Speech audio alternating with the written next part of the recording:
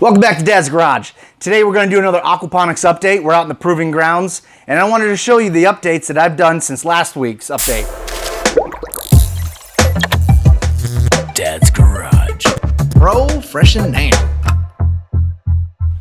As you can see, I have my LCD touchscreen going. Switch panel. One of the features that I added was another set of relays. So underneath here, these are controlling the pumps and whatnot. Well, in order to run the valves that I have, I need to use 4 different relays for the 2 valves, and that's so I could switch the polarity. One of the problems I was having is that if one of the pumps went offline, let's say this pump here went offline, well, water would be pumped up here, take the shortcut, and then come right back out the other side, meaning that none of the vegetables were getting any of the water that they needed, especially at that head height. So what I've got here, these are motor valves. And what's really great about them is they don't require power to be in any one position. Once that valve closes, it's no longer using power. Once the valve opens, no longer using power.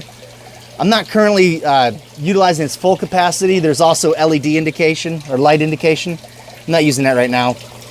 So what I could do is I can monitor the water flow rate through my sensors, and I have node red monitoring if one of these sensors gets to be too low of a threshold where it cuts off completely, it knows to close this valve, and vice versa to the other side.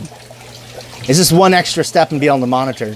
When I originally designed the system, I wanted it to run on one pump and then have the second one as the backup, but as I expanded and built up higher and higher, it became necessary to pretty much run both pumps at the same time. It will do it on one pump, but I like a little extra oomph. The way that I've set this up is I can, from my phone or my computer or from this screen, I can electronically control what the system's doing. So as you can see, I don't think I've really done it. I should get some labels made up. This is pump 1, pump 2. This is the 3rd pump. This will eventually be the solar water heater. Right now, it's just helping to circulate water out of the main tank. This is water valve 1, water valve 2. These 2 are unused. It'll probably end up being an air solenoid, the air compressor, and this right now is hooked up to the heater. This switch controls a relay back here, and that relay controls the big relay. And another big relay is going to be for the air compressor eventually. All right, so blue means we are in auto. The Raspberry Pi is controlling the state of the relays. If I click down here, means that green means I'm in manual override on.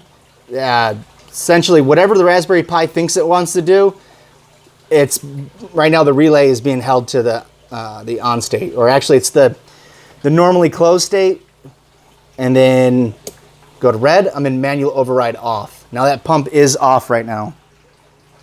I go back up to auto, and the same works for the other pumps. I gotta switch the code out on these guys, but these are for the... Today we're out in the proving grounds giving you our Wednesday aquaponics update. I try to tell you, it's been an awesome week. We've been eating salads left and right. I pulled out a record huge formation of lettuce out of here yesterday. There's a picture right here of my daughter holding it. We made a salsa. We've been using up the cilantro. I just have more lettuce than I know what to do with. Oh, there's a little hidden cucumber in there. You can see that I strung up more of the tomato plant. I kind of thinned it out. I pruned back some of the stuff that looked like it wasn't necessary. And we're starting to get a lot of color on these cherry tomatoes all of a sudden. So that's good. Towers are doing good. I haven't had any clogs in the nozzles that I installed. Look at the size of this thing. I'm telling you, every week this thing just gets bigger and bigger. Really happy the way it's turning out. I have so much lettuce, in fact, that I put a post in my community, see if anybody wanted to purchase some. And I got a pretty good healthy response back. So I look forward to helping my community eat real healthy and knowing where their food comes from. Look, we got some peas coming in. It's been troubling trying to get them to climb up. They want to climb straight up. They don't want to take this angle nonsense.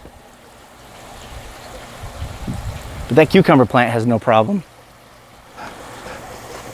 I'm still having some issues with bugs, not nearly as bad.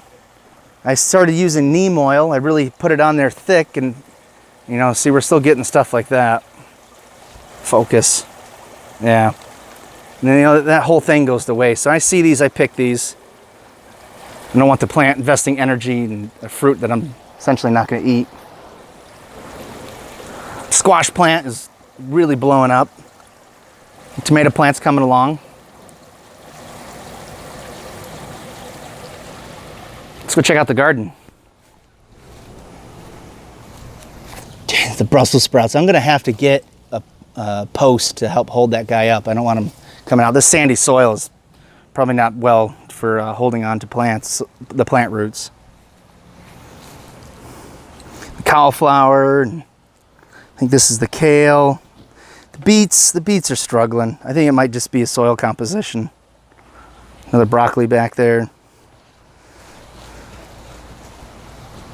Swiss chard, the cilantro. This cilantro was huge. It was just massive. I ended up cutting it back. I didn't want it going to seed yet, so hopefully we'll get some more out of that.